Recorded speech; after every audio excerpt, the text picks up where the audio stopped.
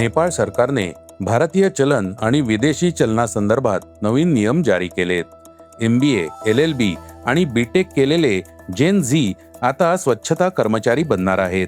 शेतकऱ्यांचं कर्ज 3 टप्प्यांत माफ केलं जाणार आहे. मीठ, चहा आणि डाळी सर्व महाग होणार आहे. केंद्र सरकारने युरिया आणि DAPचा साठा वाढवलाय. गौतम गंभीरवर कारवाई होणार आहे. रामायणमधील साई पल्लवीच्या निवडीवर दीपिका चिखलिया साशंक आहेत. या बातम्या आपण आजच्या पॉडकास्टमध्ये ऐकणार आहोत. नमस्कार, मी अनिरुद्ध गद्रे. आज 27 जुलै, वार सोमवार. तुम्ही ऐकत आहात देशातील number 1 Marathi news website isakal.com podcast. पॉडकास्टची पहिली बातमी आहे भारत आणि नेपाळ संबंधाची. भारत आणि नेपाळ यांच्यातील खुली सीमा, दृढ सांस्कृतिक संबंध आणि मजबूत व्यापारी संबंधांमुळे दरवर्षी लाखो लोक दोन्ही देशांमध्ये प्रवास करतात. भारत हा नेपाळचा सर्वात मोठा व्यापारी भागीदार आहे आणि नेपाळला भेट देणाऱ्या परदेशी पर्यटकांची सर्वात मोठी संख्याही भारतातूनच येते.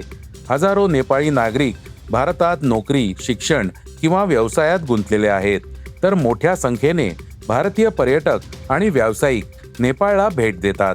अशा परिस्थितीत नेपाळ सरकारने भारतीय चलन आणि विदेशी चलनासंदर्भात नवीन नियम जारी केलेत, ज्याचा थेट परिणाम दोन्ही देशांमध्ये प्रवास करणाऱ्या आणि व्यवसाय करणाऱ्या लोकांवर होईल. या नवीन तरतुदींचा उद्देश सीमापार व्यवहार सुलभ करणं आणि जुने नियम स्पष्ट करणं हा आहे. नेपाळ राष्ट्र बँकेने जारी केलेल्या नवीन सूचनेनुसार भारतीय आणि नेपाळी नागरिक आता 200 रुपये आणि 500 रुपयांच्या भारतीय चलनी नोटा कमाल 25,000 रुपयांपर्यंत नेपाळमध्ये आणू किंवा घेऊन जाऊ शकतात. परंतु ही सुविधा केवळ 9 नोव्हेंबर 2016 रोजी किंवा त्यानंतर जारी केलेल्या नोटांनाच लागू होईल. पॉडकास्टची दुसरी बातमी आहे सफाई कामगार पदांची. पदवीधर, MBA, अभियांत्रिकी, कायद्याची पदवी आणि इतर व्यावसायिक पात्रता असलेले पदव्युत्तर पदवीधर नागपूरचे रस्ते झाडताना दिसतील. अशा सुशिक्षित तरुणांनी महानगरपालिकेतील वर्ग 4 सफाई कामगार पदांसाठी अर्ज केलाय. ही पदं कायमस्वरूपी सरकारी नोकरी असल्याने ते सफाई कामगार बनण्यास इच्छुक आहेत. निवड झालेल्या अनेक उमेदवारांची शैक्षणिक पार्श्वभूमी कायमस्वरूपी सरकारी नोकऱ्यांसाठी असलेली तीव्र स्पर्धा दर्शवते, ज्यात उच्च शिक्षित व्यक्ती देखील महानगरपालिकेतील सुरुवातीच्या स्तरावरील नोकऱ्यांची निवड करतायत. एकूण भरती झालेल्यांपैकी 476 स्वच्छता कर्मचारी आहेत, तर 103 उमेदवारांची निवड पालिकेच्या थेट भरती प्रक्रियेद्वारे कर संकलक, लिपिक आणि ग्रंथपाल यांसारख्या विविध पदांसाठी करण्यात आली आहे. स्वच्छता कर्मचाऱ्यांमध्ये लाड पेच समितीच्या शिफारशींनुसार निवडलेले 129 उमेदवार आणि आदिवासी स्वच्छता कर्मचारी प्रवर्गातून भरती केलेले 347 जण यांचा समावेश आहे. भरती झालेल्या 476 जणांपैकी निम्म्याहून अधिक पदवीधर असून अनेकांकडे पदव्युत्तर पदवी देखील आहे. त्यांच्या शैक्षणिक कागदपत्रांच्या पुनरावलोकनातून असं दिसून आलं आहे की काहींकडे MBA, बॅचलर ऑफ इंजिनिअरिंग आणि LLB यांसारख्या व्यावसायिक पदव्या देखील आहेत. पॉडकास्टची तिसरी बातमी आहे शेतकरी कर्जमाफीची. महाराष्ट्र सरकारने पुण्यश्लोक अहिल्यादेवी होळकर शेतकरी कर्जमाफी योजनेअंतर्गत पात्र असलेल्या 533 शेतकऱ्यांची पहिली यादी जाहीर केली आहे. कर्जमाफीची प्रक्रिया एकाच टप्प्यात न होता 3 टप्प्यांत पूर्ण केली जाईल. कृषी मंत्री दत्तात्रय भारणे यांनी घोषणा केली की या महिन्याच्या अखेरपर्यंत ही रक्कम थेट शेतकऱ्यांच्या खात्यात जमा केली जाईल, ज्यामुळे त्यांची कर्जाची थकबाकी फेडली जाईल आणि त्यांना नवीन पीक कर्ज मिळण्याचा मार्ग मोकळा होईल. पहिल्या टप्प्यात पुणे जिल्ह्याला अंदाजे 550 कोटी रुपये मिळालेत. या 3 टप्प्यांअंतर्गत राज्यभरातील शेतकऱ्यांना एकूण 40,000 कोटी रुपयांचा कर्जमाफीचा लाभ मिळेल. या योजनेचा राज्यातील एकूण 56 लाख पात्र शेतकऱ्यांना फायदा होईल. या व्यतिरिक्त नियमितपणे कर्जाची परतफेड करणाऱ्या 23.63 लाख शेतकऱ्यांना 50,000 रुपयांपर्यंतचं प्रोत्साहन मिळेल. सरकारने कर्जमाफी प्रक्रिया पूर्ण करण्यासाठी नवीन अंतिम मुदत निश्चित केली आहे. सर्व कर्जमाफी प्रक्रिया पुढील महिन्याच्या अखेरपर्यंत पूर्ण केल्या जातील. पॉडकास्टची चौथी बातमी आहे टाटा कन्झ्युमर प्रॉडक्ट्सची. जर तुम्ही रोजच्या गरजेच्या वस्तूंची खरेदी करत असाल तर येत्या काही दिवसात तुमच्या खिशावर भार पडू शकतो. टाटा कन्झ्युमर प्रॉडक्ट्सने संकेत दिलेत की कच्च्या मालाच्या सतत वाढणाऱ्या किमतींमुळे कंपनी येत्या काळात आपल्या अनेक उत्पादनांच्या किमती वाढवू शकते. जर उत्पादनांचा खर्च वाढत राहिला तर नफा टिकवून ठेवण्यासाठी काही वस्तूंच्या किमती समायोजित कराव्या लागतील. यामध्ये चहा, मीठ आणि ब्रँडेड डाळी यांसारख्या जीवनावश्यक वस्तूंचा समावेश आहे. सध्या कंपनी बाजारातील परिस्थितीवर लक्ष ठेवून आहे आणि त्यानुसार भविष्यातील धोरण ठरवेल. पॉडकास्टची पाचवी बातमी आहे खतांची. खरीप हंगामात शेतकऱ्यांना खतांची कमतरता भासू नये यासाठी सरकारने मोठ्या प्रमाणावर खतं आयात केली आहेत.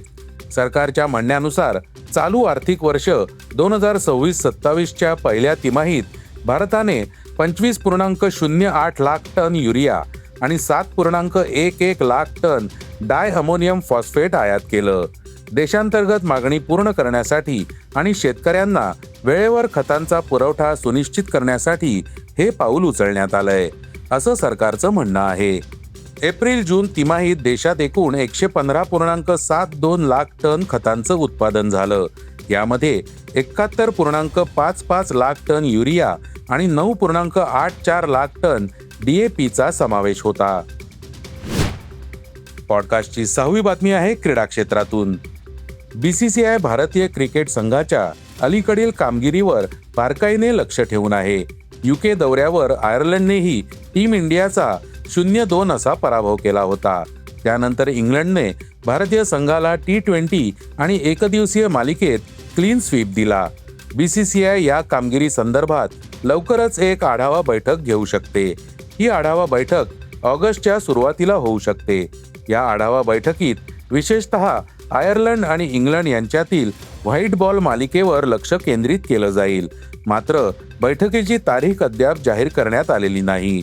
BCCIच्या आढावा बैठकीदरम्यान कोचिंग स्टाफमधील काही सदस्यांवरही कारवाई होऊ शकते. रायन टेन डोशेट यांनी स्वतः BCCIकडे त्यांना पदावरून हटवण्याची विनंती केली आहे. त्यांचा 2 वर्षांचा कार्यकाळ संपला असून त्यांना नवीन करार मिळण्याची शक्यता खूपच कमी आहे. भारतीय संघाने UK दौऱ्यात खराब क्षेत्ररक्षण केलं. त्यामुळे क्षेत्ररक्षण प्रशिक्षक T दिलीप हे देखील BCCIच्या निशाण्यावर असू शकतात. पॉडकास्टची शेवटची बातमी आहे रामायण चित्रपटाची. आता नितेश तिवारी यांच्या बहुप्रतीक्षित रामायण चित्रपटामुळे पुन्हा एकदा या कथेकडे सर्वांचं लक्ष लागलंय. कोणता कलाकार कोणती भूमिका साकारतोय याबाबत अनेकांनी पसंती नापसंती व्यक्त केली आहे. याच पार्श्वभूमीवर जुन्या रामायणमधील माता सीतेची भूमिका साकारणाऱ्या दीपिका चिखलिया यांनी साई पल्लवीची सीतेसाठी झालेली निवड पाहून साशंकता व्यक्त केली आहे. साई पल्लवी उत्कृष्ट अभिनेत्री असल्याचं सांगतानाच ती पडद्यावर माता सीतेसारखी कशी दिसेल याची कल्पना नसल्याचं त्यांनी म्हटलं. तुलसीदासांच्या रामायणातील सीतेच्या वर्णनाचा उल्लेख करत पौराणिक व्यक्तिरेखा साकारताना कलाकाराचा स्वभाव, व्यक्तिमत्व आणि रूप यांचा प्रेक्षकांच्या मनातील प्रतिमेशी मेळ असणं महत्त्वाचं असल्याचंही त्यांनी स्पष्ट केलं. मात्र चित्रपटासाठी निवडलेले सर्व कलाकार सक्षम असल्याचंही त्यांनी नमूद केलं. हे होतं isakal.comचं पॉडकास्ट, अर्थात सकाळचं पॉडकास्ट. उद्या पुन्हा भेटूयात. हे पॉडकास्ट तुम्हाला कसं वाटलं जरूर कळवा. त्याला रेटिंग द्या आणि इतरांना रेकमेंड करा. धन्यवाद. Script and research by Vrushal Karmarkar.